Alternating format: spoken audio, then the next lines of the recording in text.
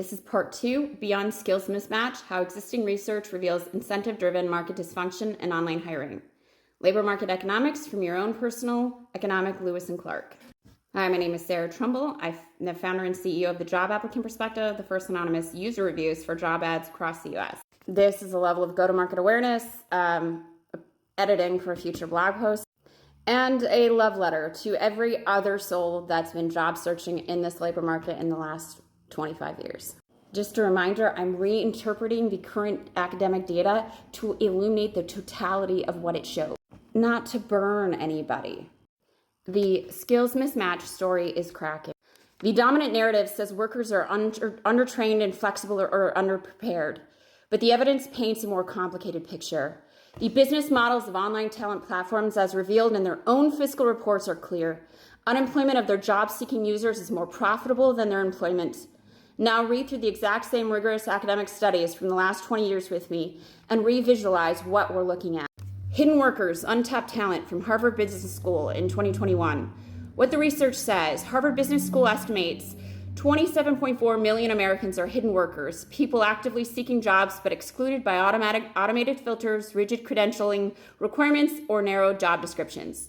The authors frame this as a lost opportunity for employers. Businesses overlook viable candidates because hiring systems are too blunt. Why that's incomplete. This is true but also incomplete. The study frames the issue as a supply-side error, employers missing out. What it doesn't emphasize are two pieces. Job seekers as unprotected consumers have no access to which ATS a company uses, how it is configured, or how to adapt their resumes accordingly. These are often white-labeled, and the HRs themselves don't often know what the vocabulary or lexical set of the ATS system is. Will the titles from a previous role translate appropriately, or will the fact that X company calls project manager, Y company calls team supervisor mean I'm out? Does education translate to learning and development? If I use the right words to get me through the ATS system, does that burn me in the interview because I look manipulative? Who knows? Considering this is literally a marketplace for food, clothing, shelter, and healthcare for 160 million Americans, the labor force, why shouldn't they know so they can make informed choices about what works for them? What is a community at all if we can't make informed choices about such basic needs? In addition, it fails to call out the business model of the platforms that enable these filters.